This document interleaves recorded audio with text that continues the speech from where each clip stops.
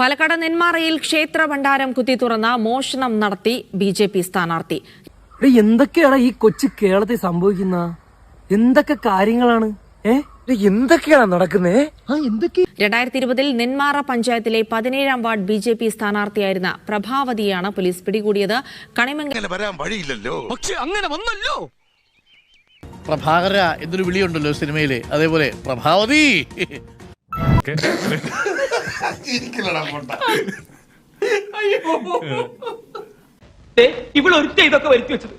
കണിമംഗലം പുഴയ്ക്കൽത്തറ മാരിയമ്മൻ ക്ഷേത്രത്തിലാണ് പ്രഭാവതി മോഷണം നടത്തിയത്. ഞാൻ അന്നേ പറഞ്ഞിട്ടുണ്ട് ഇത്തള്ളങ്ങൾക്ക് ഒരു കോടാലിയായി തീരുന്നു. കുടുംബത്തിന് മാനക്കേടുണ്ടാക്കാനും പത്രക്കാർക്ക് കഥകൾ ഉണ്ടാക്കാനും കോമാളി വേഷം കിട്ടി ഇറങ്ങിയിരിക്കുക. രാജ്യത്ത് എന്താണ് സംഭവം? സാധാരണ ബിജെപി പ്രവർത്തകർ ക്ഷേത്ര സംരക്ഷകരായാണ് പ്രത്യക്ഷപ്പെടുന്നത്. ഇവിടെ എന്താണ് സംഭവിച്ചത്?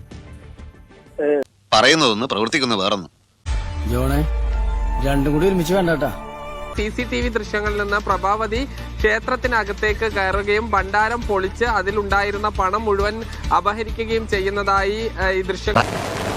മോഷണല്ലേ? മുഖത്ത് നോക്കി പറ, മോഷണല്ലേ അല്ലേ? മുഴുവൻ അപഹരിക്കുകയും ചെയ്യുന്നതായി ഈ ദൃശ്യങ്ങളിൽ നിന്ന് വ്യക്തമാണ്. ഇതേ തുടർന്നാണ് പോലീസ് ഈ പ്രഭാവതിയെ പിടികൂടുന്നത്.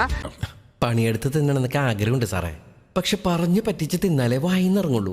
ശീലായിപ്പോയി. കഴിഞ്ഞ വർഷവും സമാന രീതിയിൽ ഈ നെന്മാറ പോലീസ് സ്റ്റേഷൻ പരിധിയിൽ തന്നെ പ്രഭാവതിക്കെതിരെ ഇത്തരത്തിലൊരു കേസ് ഉണ്ട് എന്നുള്ളതാണ് പോലീസ് സംഘത്തിൽ നിന്നും ലഭ്യമായിട്ടുള്ള വിവരം. ഏതായാലും ഇതെല്ലാം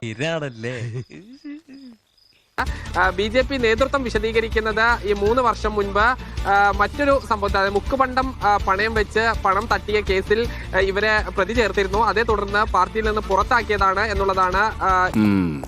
നല്ല ഭേഷായിട്ടങ്ങ് കഴുകി കൈ കഴുകിന്ന്. നെന്മാറ പഞ്ചായത്തിലെ 17ാം വാർഡിലെ വോട്ടർമാർ ജസ്റ്റ് മിസ്ഡ് എന്ന് വേണമെങ്കിൽ പറയാം. ഇതുപോലൊക്കെയുള്ള മാരണങ്ങൾ എന്റെ തലയിലാണ് വന്നപ്പെടുന്നത്. അപ്പൊ നേരം കളയാണ്ട് അടുത്ത മഴയ്ക്ക് മുമ്പ് എല്ലാരും അവനവന്റെ കൂരയ്ക്ക് പോയി ചേരി. എല്ലാരും പിരിഞ്ഞു പോയി.